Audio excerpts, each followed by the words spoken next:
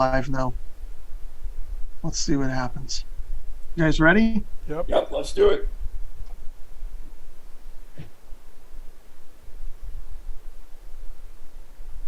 Okay, looks like we're live. Good morning, everyone, and welcome to the Radio Roundtable.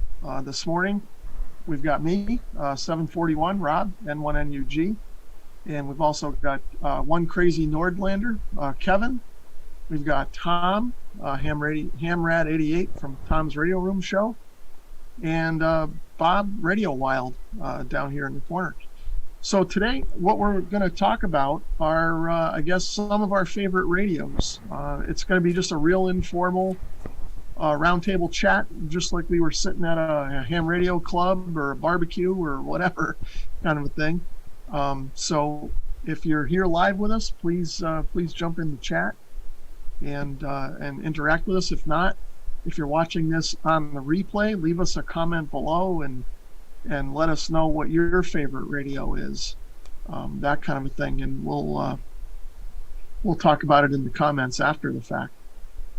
So I think what we'll do first, just to kind of get started and warmed up a little bit, is we'll go around the room, let everybody sort of introduce themselves real quick, and then we can jump into the topic. So I'll just go sort of around the room as I see it on my screen. It's probably different on yours. But first up in the corner is Kevin, one crazy Nordlander. So it's all yours. I am from southwestern Minnesota. I got interested in radios and technology way back when I was a kid. I used to take transistor radios apart and stuff like that. I tried to figure out how they worked and everything. Anyway, my dad had a shortwave radio that I just absolutely loved. He gave it to me, played with it, started doing good stuff with CDs, and then now at age in my 60s, I got into ham radio, and now I'm kind of coming back around to the shortwave listening and stuff like that, and I probably will get back into CD radios. That's about it. It's about 6 degrees below zero here in Minnesota. We aren't expecting any snowstorms or anything like that, but it is cold. I guess that's all I pretty much have to say. All right, yeah, you win the prize for coldest this morning. I think it's chilly. It's chilly here. It's about 16 degrees in Connecticut too. But yeah, you get the trophy today, Kevin, for cold. So before I turn it over to Tom, I see Justin Time is in the chat from New Jersey. Thanks for stopping in, Justin. Appreciate you supporting the channel here. So next up is Tom, Hamrad88. Give us a little bit about your channel. Yeah, my channel I started about 8 years ago and struggled at the beginning, mainly about radios, shortwave radios, scanner radios, antennas, tuners, stuff like that. I live down in Clearwater, Florida, and right now it's 80 degrees and very, very overcast, and we have a storm going through, so I might drop off here at any moment. Yeah, if Tom drops off, hopefully that doesn't mean he gets struck by lightning. Okay, so thanks, Tom. And then down here in the corner is Bob, Radio Wild. How you doing this morning? Hi, boys and girls, it's me. And look what I'm wearing today. Yeah, I don't know where you found that. That's great. Yeah, it's amazing what shows up at your door when you hand over money to a perfect stranger, you know? Oh, yeah, right. Hey, look, boys and girls, I did this when I was a kid, and I played around. My dad had a lot of old boat anchor radios, and there were radios throughout the family, and I just got bit by the bug. I started to do some repair work and things like that. I went to a 2-year junior college, learned how to do this officially, but then I kind of got away from it. My career went toward plastics. I'm not even going to go there. But my interests were more into trying to take a small block Chevy and squeeze 300 horsepower plus out of one. And that was back in the 70s. And, 300 horsepower, I know that some of you are probably laughing and falling off your chair, but that was a big deal back then.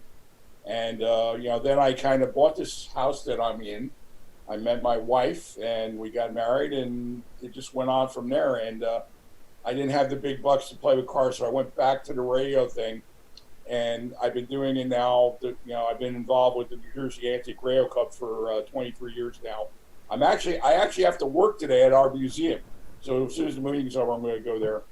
But it's a fun hobby, and it doesn't require a lot of money. So if you want to really do something fun and do it on a budget, this is the way to go, I think.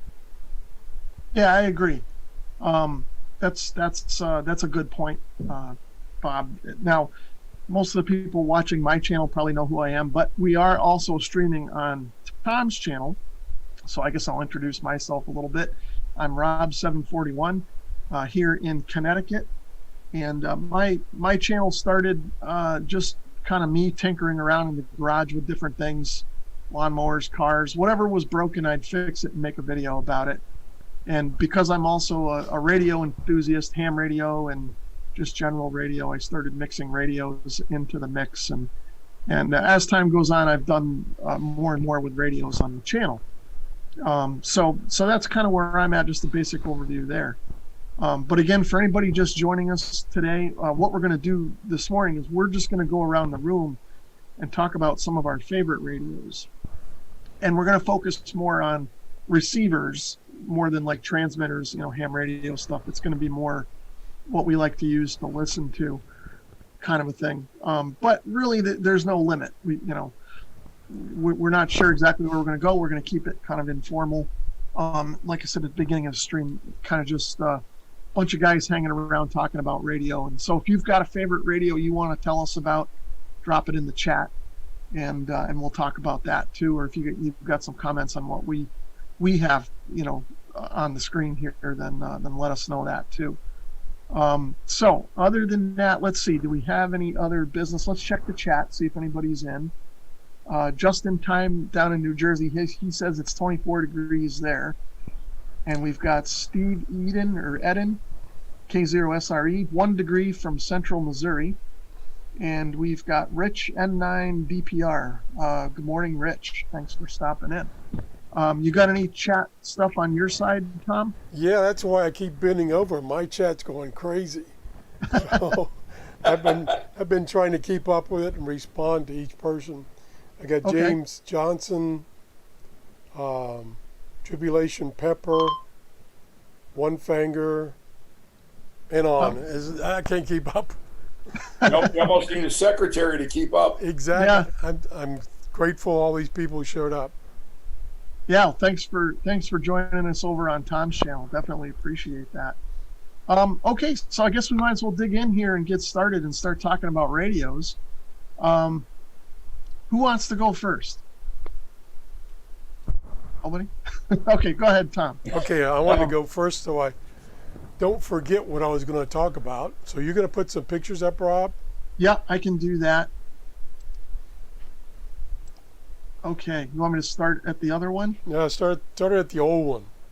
There we go. There we go. So I've got 4 categories, and like Rob said, we may not get to all of them. This is my old school radio. It's a Collins 75-A4. It's AM and single sideband, receive only.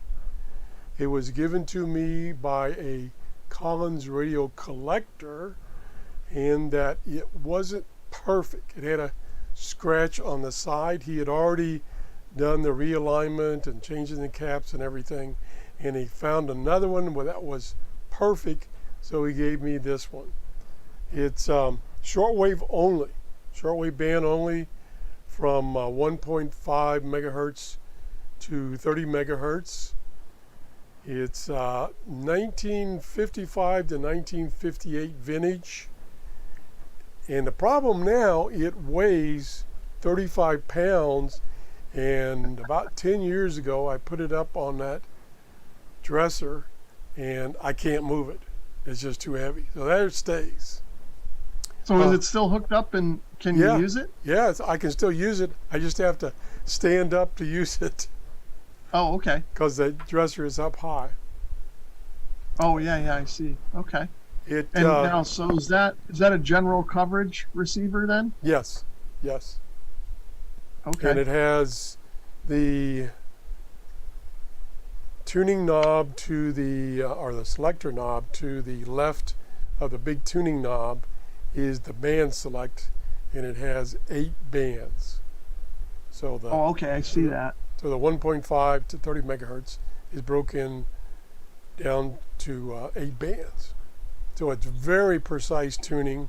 He added that tuning knob in the middle that's normally not a part of the radio. And that has a little handle that you can fast tune it because the width of the band is quite wide.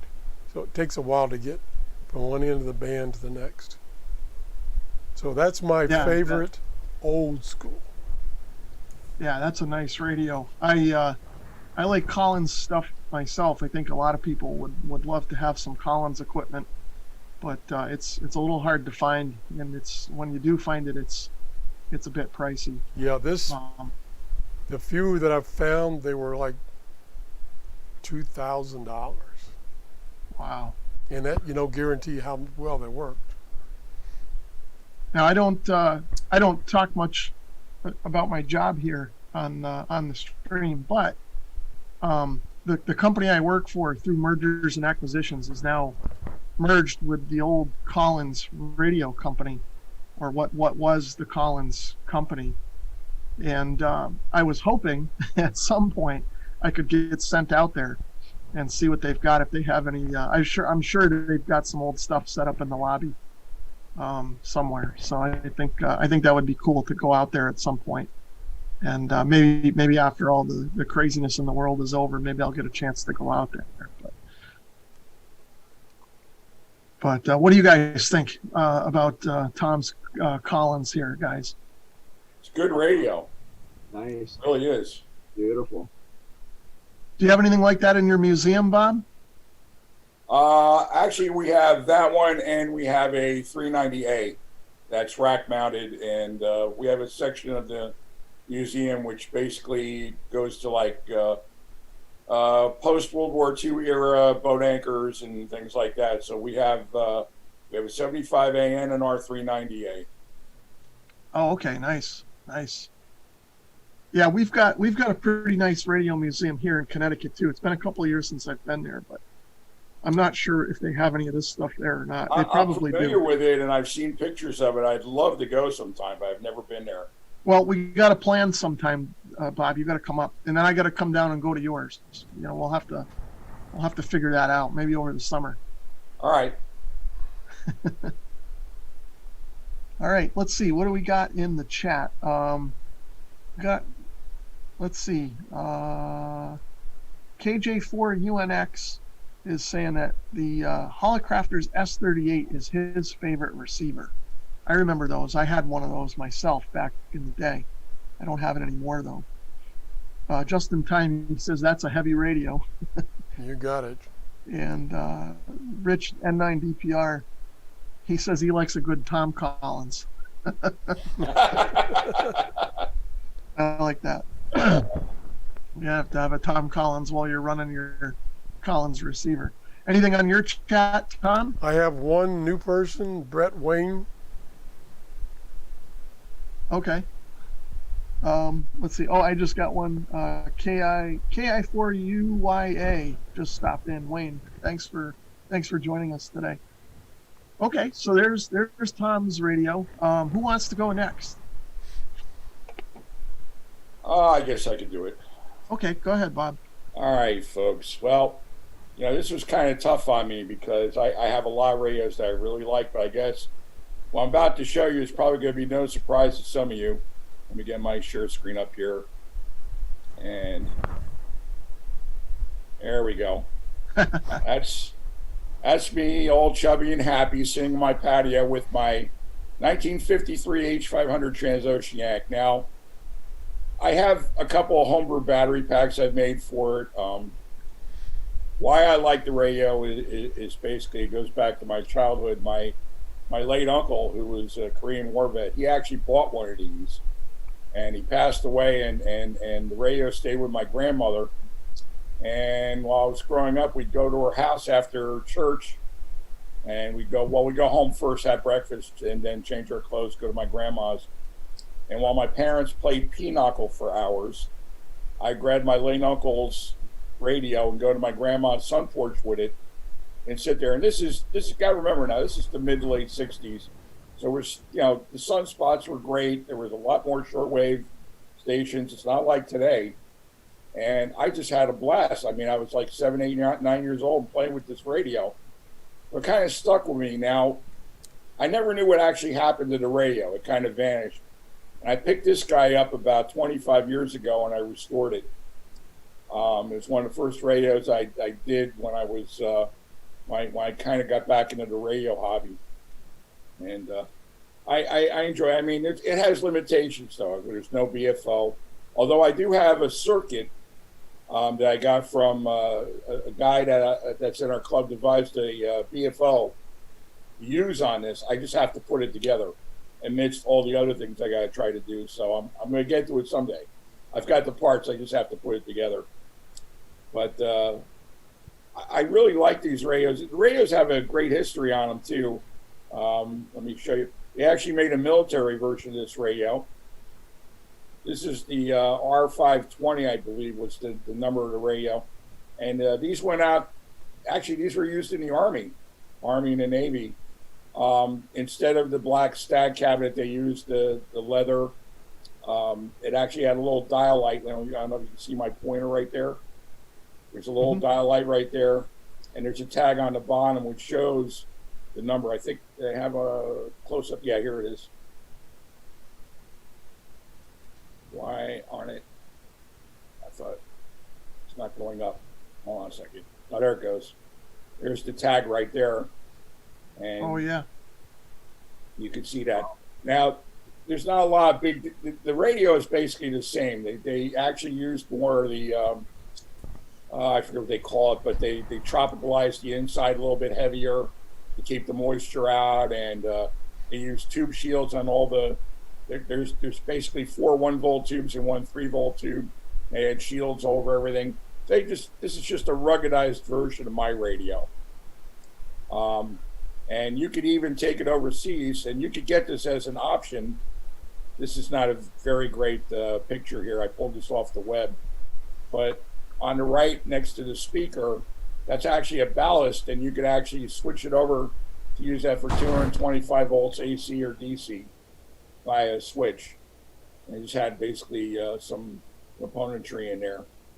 These were real big with the, as you can see here in this picture. This was actually a part of a Zenith ad from a long time ago. It's not a great resolution, but you can see these guys, smoking their Lucky Strikes and listening to news from home. And this was another ad. This is my favorite ad. I kind of cheated before. I showed this earlier. And this was an actual Zenith ad where you see this chap here on a camel, and he's holding his H500, getting ready to go travel somewhere, and these poor guys, I guess they're his guide. But imagine if you were sitting on top of that thing, that radio with the battery pack is easy 25 pounds. So you imagine like walking around, riding a camel somewhere, holding a bowling ball. And it's kind of like the same effect right there. Then the later radios, you can get the leather, like this radio here, once I get it up. This is actually a Franken radio, I'll explain, but you could get a leather option. These radios, like my radio was $129. That was the MSRP back in 1953. When they came out with the 600 series, like you have here, you could get leather covering as an option, and that actually added $20 to the price of the radio. So this radio would have been $149, and if you put that into the if you got an inflation calculator by, it's like $3,500 in today's money. Why this is a Franken radio is actually has a military chassis inside of a standard radio.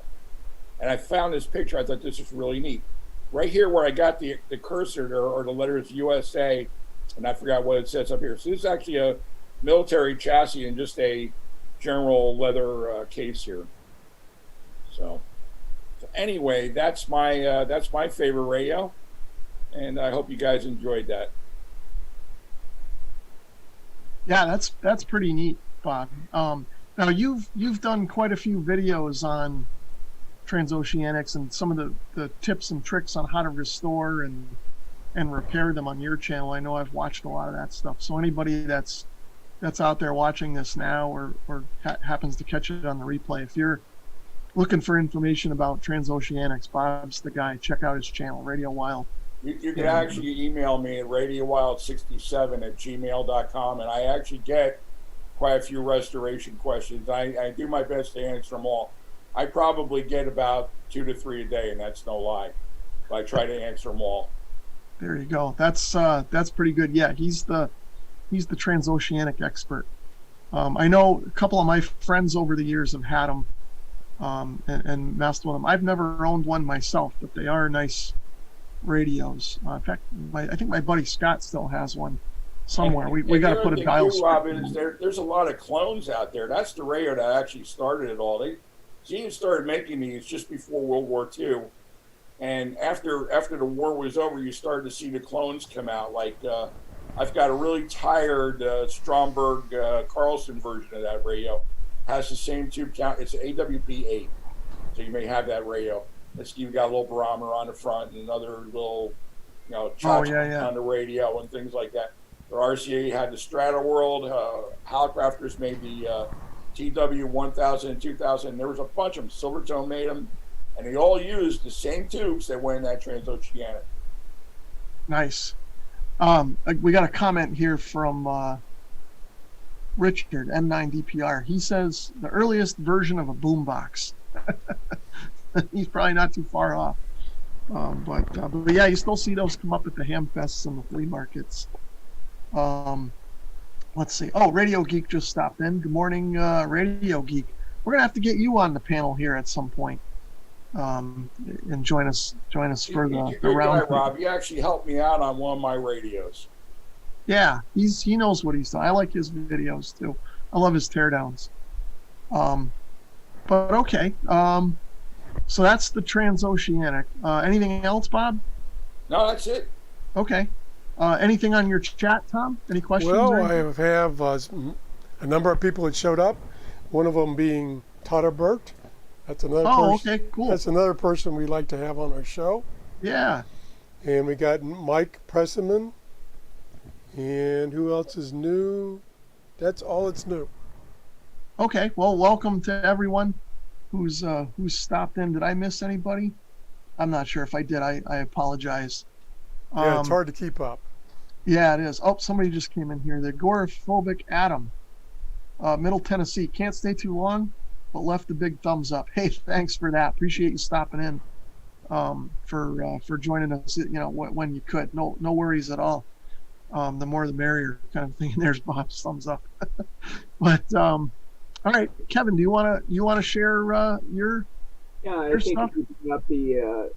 I guess I'll have to pick one right now. I just started into ham radio and shortwave radio listening, and I used to do this, like I said at the beginning of the show, when I was a kid. But I think you're going to have to pick. I'm going to have to pick the Texan PL 330, which is available now from Ananco. And listening to Gills at the official SWL channel, he was saying, wait till you get these become available on Ananco, because then they'll come with an English manual and everything. And that is, the manual's great. But I do like this radio. I've played with it for about a week now. I got it on Monday. And the only thing that I have to agree with Gills on is the battery in it. And then that he is going to be showing that here next. I guess it is actually an Nokia battery. It's a rechargeable battery. I don't know why they didn't go with I think it's the 18650. That was the battery that was in that radio that Bob reviewed not too long ago. I kind of wish they would have went with that, because there's a lot more of those available. But this was available. I was able to get a charger and batteries from Amazon, and then also I did pick up, it does have an external antenna port, which I was really actually surprised doesn't work for AM, but as far as the broadcast bands in the United States, AM. that has got the forget what that's called inside the radio. There, you can maybe help me out with that. Ferrite maybe, or Yeah, the ferrite rod and antenna. right, and that works with that. So I in my area, I like Bob. I've got or I guess I think it's Bob that said you got aluminum siding. I've got steel siding on my house, and it's a little bit tough inside the house. But So you're living in a Faraday cage as well. yes, I am. There you go. Actually, the basement part is got like a stucco mesh screen on it, so I'm kind of it's not good. The only thing I can maybe come through is through the windows and stuff. But that's I also got the cable from Amazon, and I think Rob's got a video, or not a video, but a on that. And that plugs in. It's got a male 1/8 jack and an SO239 on the other end. And I use my ham radio antenna. My antenna is 8010, and that really did work good. I finally got this yesterday. This item yesterday, and it really works wonders. But so right now, like I said, I don't really have a favorite radio yet, but I think this is going to be one of mine. I guess for the price of $60, I thought it was a winner because it will get me get my feet wet a little bit in shortwave radio, and it'll give me something portable I can take with without having to drag a ham radio with, and then a big long antenna. And then I haven't quite figured out what I'm going to do for a portable antenna, but I did from I forget what that guy's name is, Jason K4 KM4 Oh. ATK. I forget his call. Cam4 ACK. Yep, that's it. That's his. Yeah, he I does did a get nice job. this one here, and I do have a Wolf River Coils take it along setup that I'm kind of will probably maybe use with it when I go. But at that point, I'll probably have a ham radio with it anyway. So, but it's just kind of a nice portable solution to me. I thought it was it worked. The FM is fantastic on it. And it was actually kind of interesting. I could, with the antenna that's on it, the telescoping one, I could actually pick up ham nets and stuff like that with it too. It's got SSB. And, Oh, okay. I was going to ask that. Okay, and I know I've asked that before, and I forgot. right, yeah. And then the manual is in English, and I read from one end to the other, and it's really become, it's very understandable. And to be honest with you, I would say 2 years or a year ago, before when I started testing for my ham license, I don't think I would have understood this. But after testing, studying and testing with that, it's clear, and not really totally clear, but it makes sense. Yeah, yeah. That's pretty much it for my favorite radio for right now. So Okay. when we circle around again, I might have my second favorite radio. So There you go. Well, that's pretty cool, Kevin. That's neat to see that radio. I hadn't realized it was so small, and it looks like a lot of value for the money. I mean, look at how small that is. That's a great radio for camping or something like that. I've got the PL660 that I like to take with me when I'm camping, that kind of thing. But that's even smaller, and I like that. And I bet you it performs almost as well. But yeah, thanks, Kevin. Let me check the chat. Let's see. Just in time, he's asking, is that a good price for something like that? $60 seems like a pretty good price to me for a radio that I does. think that's more than fair for that radio. Yeah. but what can you get the 880 for though? I mean, it's not that much more, correct? I don't know. What does it go for, Tom? The 880. 880, that's about 125 to 150. So it's double. Yeah. Yeah. How about the 660 then? 660 is just under 100. Okay. Okay. It's that radio is kind of comparable to the 310 ET. Matter of fact, it looks exactly like it. Yeah. Does the 330 have the synchronous detection? Yes, it does. It does. Wow.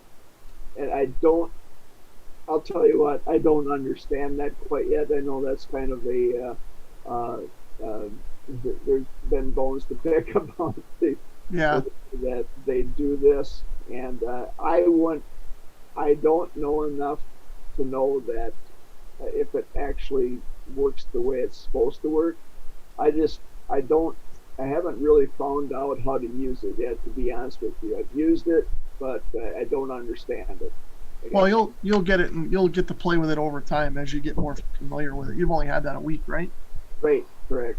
I've Okay. seen a lot of reviews, and it does not work. Yeah. Right, It's useless. I've seen that. No, you can still fool with it, I guess. Oh yeah, Let's see and what maybe happens. maybe his particular one works. Yeah, you never know. You never know. Um, anything in your chat, Tom? Anybody asking questions? Let's see.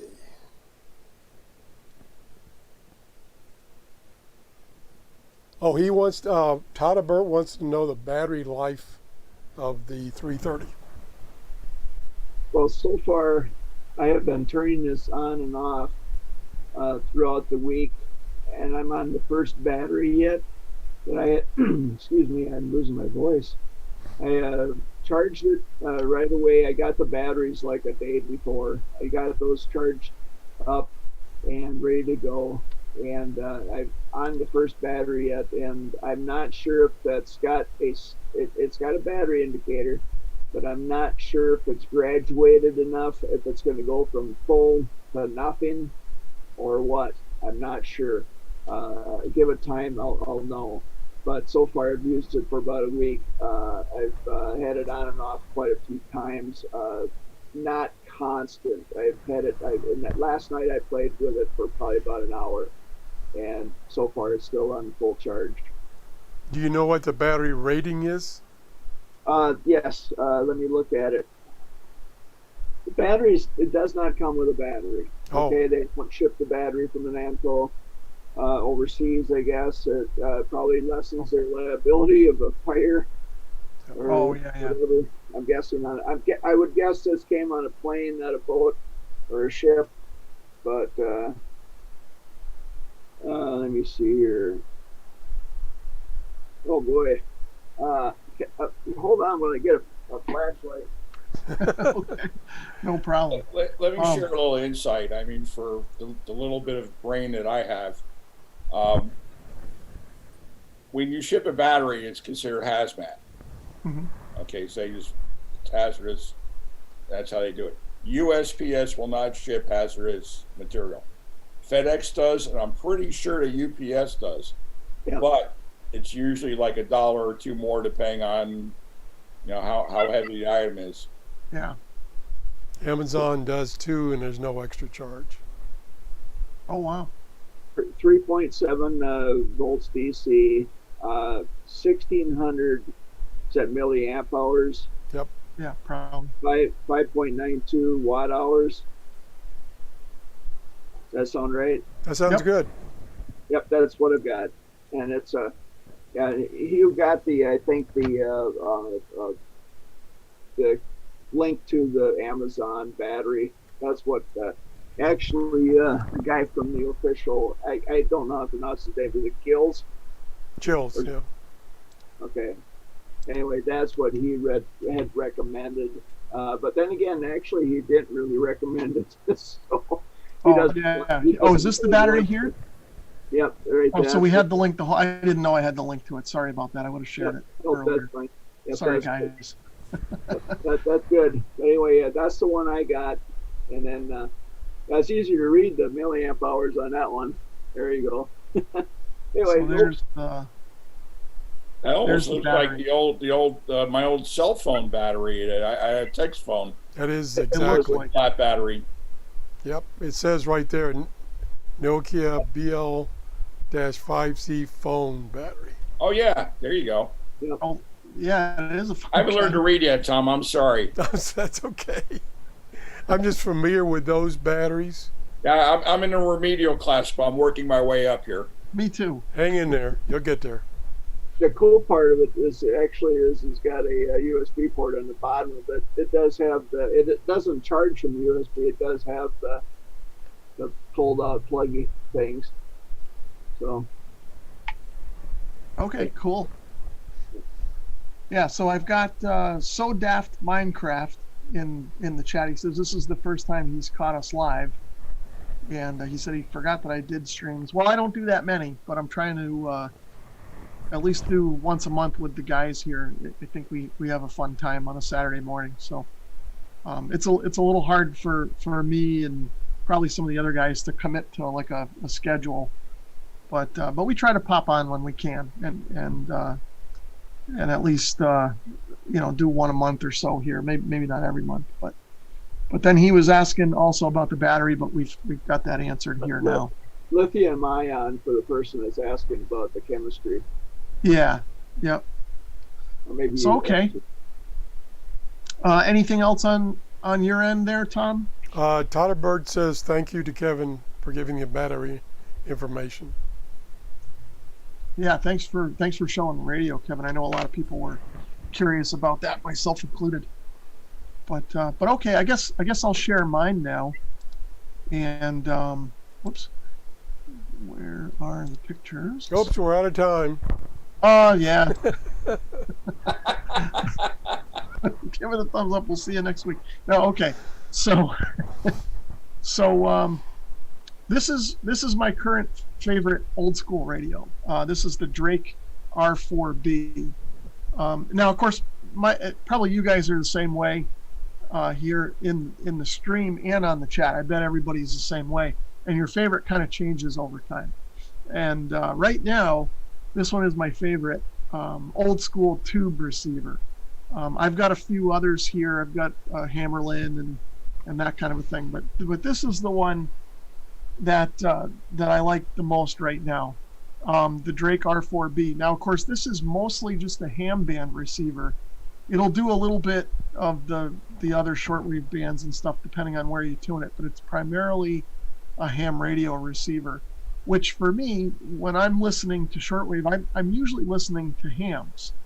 I don't typically listen to the shortwave broadcasts that much, and that's just sort of how I don't want to say, grew up, but that's what I was exposed to when I was a kid. My dad always listened to the ham radio guys on his Hammerlin that was on the kitchen table. So I've just kind of acclimated to that over the years and kind of followed in my father's footsteps. But this is a real cool old school tube receiver. It's nice and sensitive. It works well. But it's got some of the modern features. It's got a notch filter and pre-selectors and things. So you can really pull some stations out with this thing if you want to. And of course it works in tandem with its twin transmitter, which I don't have a picture of here, but there's ports on the back where you can hook up wires and it'll sync up with the transmitter. And in fact, you can control the transmitter with the receiver. So for its day, it was pretty advanced. And these are still kind of sought after. The Drake R4C is probably the top one of the line that works maybe the best. There were some internal circuit changes that made it a little more sensitive and stuff. But the 4B is still a respectable tube receiver, especially if you're looking to listen to sideband or hams, that kind of a thing. And typically with this radio, I hook it up to my 40 and 80 meter fan dipole. And especially in the winter time when it's cold outside, late at night, everybody else in the house is sleeping. I'll turn this on and just tune around the bands and see what I can hear. I'll turn all the lights off so the glow of the tubes is all I see in the room and that kind of a thing. So that's my current favorite. Like I said, it's just a cool old radio. I picked this up back in 2003 at a yard sale. We call them tag sales here in Connecticut, but I picked it up at a yard sale on the 4th of July. I had just upgraded to General, and I needed a radio to get on HF. I didn't have an HF radio, and there was a guy that was selling a bunch of ham stuff, and he happened to have a whole pile of Drake stuff, and he sold it to me for the money I had in my wallet, which was $75. I got four pieces of Drake equipment, a box of parts, and actually a Heathkit radio too. I ended up selling the Heathkit, but I kept all the Drake stuff. Well, So Rob, it's a little, hey, Rob, let me interject. You did a lot better than those guys that invested in GameStop. yeah, right. but but this is one of those things that's got kind of sentimental value to it. I'll probably never sell it, so I'll never realize the gains like the guys in GameStop. But someday I want to restore it. I mean, it works okay now. There's really no problem with it, but I'd like to get it all fixed up. I'm just waiting. Well, it until I stands have. to reason why those Drake radios command so much money. I mean, Yeah. there is the collectability aspect, but they're just really good radios. Yeah, they are. I mean, now a modern ham radio receiver is going to run circles around this thing, really, but you just Exactly. can't beat the experience in my mind. I just like using an old radio, especially for my work. I work on a computer all day, and when I'm relaxing and enjoying radio, I want to get away from the computer and play radio sometimes. So that's what I've got for my favorite right now, tube radio. I don't know if it's my favorite overall radio, but right now it's my favorite tube radio. So let me check the chat on my end. Let's see. John Kerner is in there from Alfalfa, Georgia. Thanks for stopping in. That's my friend. What's that? Oh, he's your buddy? Okay. Let's see. Steve Metz is in there. Agree with Drake. R4B is a nice radio and easy to work on. Yeah, I've got to brush up on my tube theory. I got to get Radio Wild up here to give me some lessons. But there we go. But I'll get there. Let's see. Those tube sets will help keep your shack warm. Yeah, they do. You put your coffee on there and you can keep it warmed up. Let's see. So Daft Minecraft, he says it's insane all the tech inside that big metal box can be had in a tiny USB dongle. That's a good point, and that's something that Tom and I have discussed on previous shows in the past. And we should do another show on that because yeah, I think that's a good topic in and of itself. Justin is asking me how long I owned it. I've had it since 2003. And I bought it, like I said, at a yard sale. Some guy was moving. He was a ham, and he had piles and piles of stuff. It's a good thing I only had $75 on my wallet because he had Yezus and all kinds of stuff, just all old tube stuff, barn full of it that he was liquidating. But let's see. What tubes does it use? I'm not sure. Bob may know more than I do, but in terms of the receiver, I'm not sure. I haven't looked at a schematic in a while. I've never owned. I had I think it was a 2B receiver once that I restored and I sold, and I know they were mostly miniatures and a couple GTs. I have no idea what goes in the 4-line. Yeah, I've never had one. I've looked at the schematic in the past, but it's been a while and I can't remember. Let's see, Eric. Excuse me. Eric Druin is in there, VE2LKR from Canada, Quebec. Thanks for joining us from Quebec today.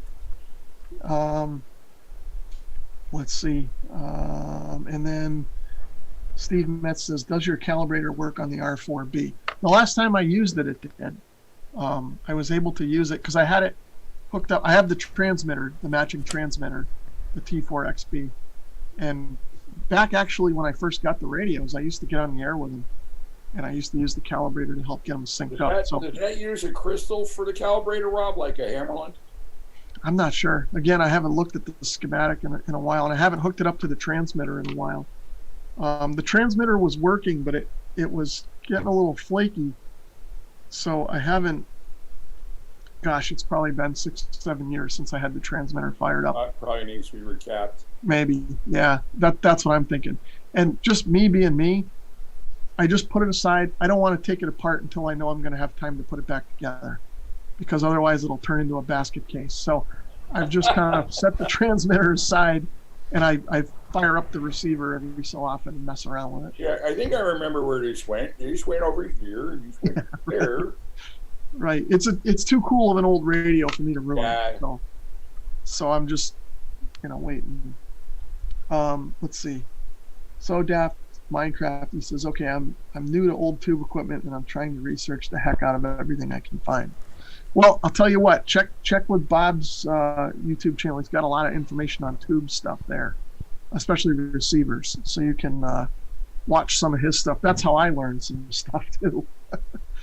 But okay. Anything on your chat, Tom? Yes, I got a comment from James Johnson. He said he picked up the Eaton 750 and he noticed that when you plug it in with the adapter, you pick up a lot of noise. So he's running it on batteries, which is always a good idea. Oh yeah. And one other thing that I caught is that when you were talking about the Drake and about the coverage, I remembered the Collins that I showed before, and you said, was it general coverage? And I said, yes, that's not really correct. Okay. It's the amateur bands, but it goes beyond the amateur bands. Like the 80 meter starts at 3.2 and goes to 4.2. So it's not all frequencies. It's extended ham bands, what I'd call it. Yeah, that's similar to what the Drake, Yep. I guess, does. Because it is a amateur radio. Right. But yeah, like with the Drake, I like to listen to the pirate stations sometimes. So sometimes I'll put the Drake up and tune down a little bit below 40 and see if I can hear some of the pirates on that kind of a thing. But let's see. Steve Metz had commented on the crystal calibrator, or I'm sorry, on the calibrator. He says it uses 100 hertz crystal. So that answers that question. He probably knows those radios. Let's see. Tahoma, he says, greetings from Seattle. 12 inches of snow overnight, rare here. I would say so. I mean, I don't know much about Pacific Northwest, but yeah, 12 inches of snow seems like a lot for you guys out there. So good luck with that. Wow, I bet a good part of the country has gotten snow. Yeah. I mean, it's all over the place. They even had, I think, in northern Florida, they even got a little dusting in the Panhandle area. Oh yeah, I heard it was cold in Texas, and then Tom's dealing a little with bit. Yeah. Tom's not dealing with snow, but he's got some severe weather down there. The problem is they just don't have the equipment to move the stuff around, or they don't have salt machines like we have up here to watch our cars rust. Yeah, right. No, that's I'm gonna have Tom find me a new truck. You got that problem, Kevin? Where you're at? Yep, everything pretty much is gone on the underside of my vehicles. Yeah, me too. So after about 10 years, you can go around like Fred Flintstone. Yep. Great. Yeah, we got to go visit Tom, and we can buy new cars while we're down there. Let's see. You go ham radio version of Roadkill, you know? Yeah, right. Let's see. KC9KUH is in there. He says he had the B line and the C line, the Drake radios. And I have to say the B line is a much better radio for the cost. The C line is nice, but you have to do the Sherwood mods to really make it shine. Okay, well, that's cool. I didn't know that. Good to know that. Yeah. Let's see. Tahoma says at sea level. Yes. Oh, for the snow. Yeah. I know up in the mountains, it's a different story. But yeah, right around all along the West Coast there's usually not a ton of snow, right along the coast. Let's see. So Daft Minecraft he says, I'm actually going up to a friend's house today and picking up some old tube radios. So I'm excited. I think cool. old Kenwood's IRCC, a 520 and an 820. Wow, that's cool. I've got a 520 back there. My head's been blocking it. But I've got a 520 there. That works pretty good. It needs a little bit of work. The VFO is sticky, but other than that, it works great. I like that radio too. But good luck with that. Have fun hunting. Yeah, but that sounds good. You're going to have fun picking those radios up and learning about them and messing around. Those are two nice radios. Let's see. Eric Druin, he was up in Quebec, and he says it's negative 21 up there today. So it looks like somebody beat you, Kevin. He's got the prize. Celsius? Oh, maybe that's Celsius. Yeah, I don't know. That could be like 10 above for us. That's true. No, I don't know what it is. Let's see. And then Tahoma says the problem in Seattle is you cannot travel 500 yards without finding a slope. I have seen cars going by without anyone in them. Oh, that's pretty good. I'll keep that in mind if I know there's going to be a snowstorm coming to. I've seen kids do that with the ghost cars. They stand next to the car and just hold the wheel and just walk the car around in a circle. And now you just see a car and no body. It's like, oh, that's interesting. Yeah, I bet you it's interesting when that happens. I know, but two of my sisters moved down to North Carolina. One lived in Vermont for most of her adult life, and the other one lived here in Connecticut. And both of them have said the same thing. They get a little dusting of snow down there, and the whole state shuts down. And they're just driving around like, yeah, this is no big deal. I have a younger sister who lives in the western part of North Carolina, in Asheville. Yeah. Oh, and yeah. They get snow and stuff over there. Yeah. They're up high. I think one of my sisters is near Raleigh. The other one, I'm not sure where. Yeah. But let's see. Oh, temporary offline is in there again. He says that was me. Just sign in again. I'm not sure what were you in the Zoom or something? Let's see. So Daft, he says, yeah, I used your video as some teaching material. The 520 is dead TX, so it'll be a fun project. Yeah, there you go. That's the one thing about ham radio. If you're technically inclined, you find some of these old radios and you can tinker with them a bit and learn a little bit about the radio theory and kind of get them going again, and you learn a little bit along the way. That's kind of how I've done it. I still have a lot to learn, but I've certainly learned a lot by breaking stuff or buying broken stuff and then learning how to fix it, kind of a thing. So you break a lot of radios? What's that? Did I break a lot? Oh yeah. Yeah. If you go around the corner here, there's a whole shelf full of parts. But what are you gonna do, right? Andy Cowley is in there. Thanks for stopping in, Andy. And let's see. Tahoma said he lived in Vermont. I understand snow. Oh, that's cool. Yeah.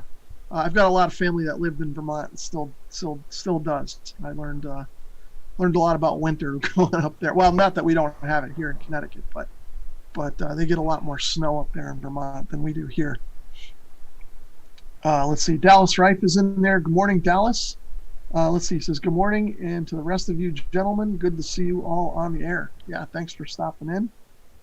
And Steve Metz, he says, the Drake R4B tubes are 6BZ6, 2 6HS6, 12 BE6, and 3 12BA6s, 6 EH5, and a 12AX7A.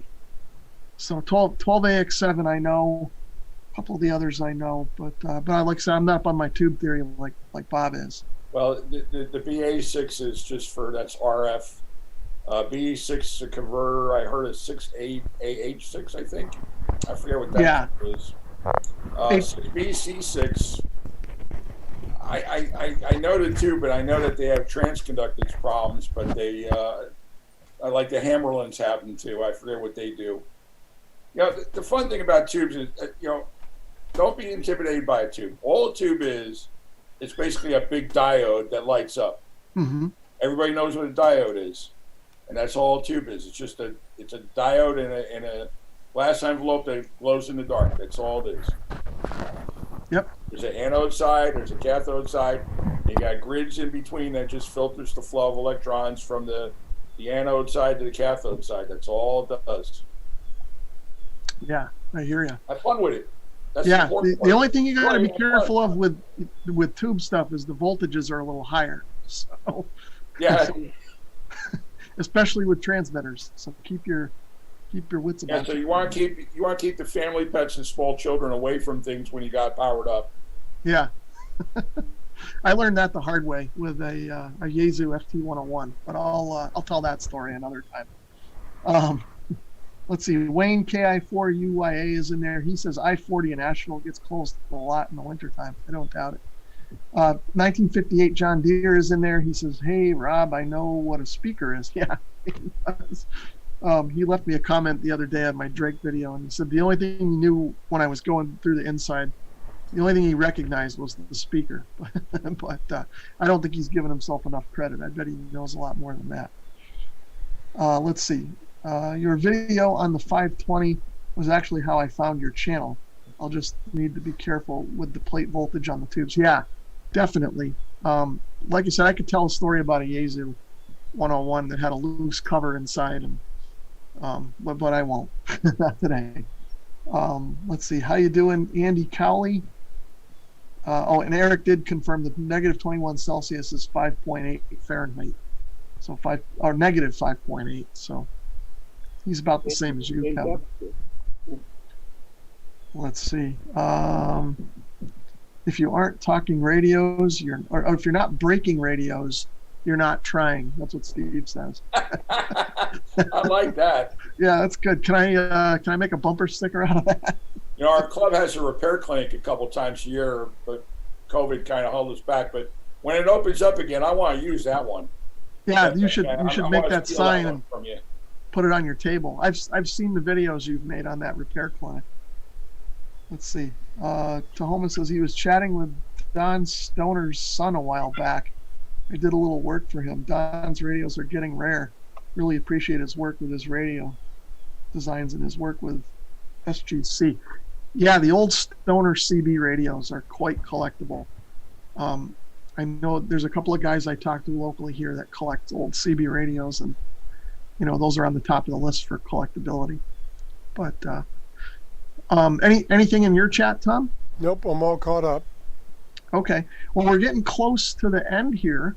We kind of wanted to hold this at an hour today. We didn't want to go too long. I think everybody's got some other things to do here on a Saturday, but we'll definitely do this again. And we'll either continue the radio's topics, or we'll find something else radio related to talk about, either antennas or whatever. Let us know either in the chat here now if you're watching live, or later on if you're watching in the replay. Leave us a comment down below and let us know future topics that you're interested in, that you'd like us to talk about. We're just kind of having a Saturday morning chat over coffee and just talking about some radios, just kind of getting ready to start the day here. So we appreciate everyone kind of joining us in, joining with us here today. Yeah, it was a lot of fun. It's always a good day to talk about radios, I think. But it's fun to talk with you guys and have everyone in the chat too. So any parting thoughts from you guys? Thank you for having us. No, appreciate you joining in there, Kevin. Like I said, you showed off your 330. I think a lot of people were curious about that, so I think you answered some questions on that. So that was cool. Any parting thoughts, Tom? Nope. I thank Rob for setting this up. Yeah, no problem. Thanks again for joining us. And what about you, Bob? Any last words? Any final words? All I can say is, well, first of all, thank you for having me as well and putting this together. And if you are interested in any aspect of radio tube or otherwise, don't be afraid to delve into it. And especially with the older gear, there's an awful lot of information on the web that I could waste another 10 minutes naming off websites. If you happen to come across something, even if it's just an old AA5 radio from the 50s or 60s or something like that, you get it for $5-10 at a yard sale. Hey, you got nothing to lose. Try to make it work. It might be fun and you might enjoy it. As long as you have a roll of solder and a soldering iron, you can have some fun. So have at it. Yeah, I agree. That's a good way to put it. Let me check the chat here for the final time here. Let's see, where did I leave off? Let's see, Dallas Rife. Transmitters next time. Okay, so Richard wants us to talk about transmitters next time. Let's see, the Radio Geek says, nice work, good seeing you. Yeah, thanks for joining us, Radio Geek. Next time we got to get you in the panel here with us on the show. You've got a lot of radio insight. It would be great to have you join us. So we'll talk you into it. Let's see, just in time. thanks for taking the time to do the show. Love the stream. Glad you were able to make it. Appreciate you joining us and supporting, my channel and stuff. Everybody's giving thumbs up. Let's see. Tahoma says Stoner made a 1080 meter SSB. Have a look and keep your eyes peeled for. I didn't know that. I did not know Stoner had a 10 to 80 meter radio. I'm gonna have to keep an eye out for that. That would be cool to have. But I bet you it's pretty rare, and if you find one, it'd probably be pretty pricey. Let's see. Dallas says, I've left the magic smoke out of a couple of radios over the years. Yeah, there's a lot of magic smoke floating around in the air here. I'll tell you that. Let's see. Andy Well, says, I got stories I could share on the next one. yeah, right. Let's see. Andy says, just remember to have a stick in the shack. Okay. And let's see. Tahoma said it was ahead of its time, the Stoner. Yeah. All right. So I guess that's it. Any last chats on your side, Tom? Just one. James Johnson says, great show, gentlemen. Be looking forward to the next one. Okay. Well, thanks, James. Thanks to everyone on Tom's channel. Again, I mentioned it in the beginning, but I didn't mention it throughout. I kept forgetting. But with Tom, we're streaming on his channel too. So we kind of had this going out, multiple streams there. So thanks to everyone who joined us. And we'll catch you again maybe in about a month or so. Look for us again. Maybe if we can pull our act together, and when I say we, I mean mostly me, we'll do it sooner than that. But maybe next month in March we'll do this again on a Saturday morning. So keep an eye out, grab a coffee, and feel free to join us. So catch you later, and 7-3 to everyone. Stay warm and stay safe. I'll try.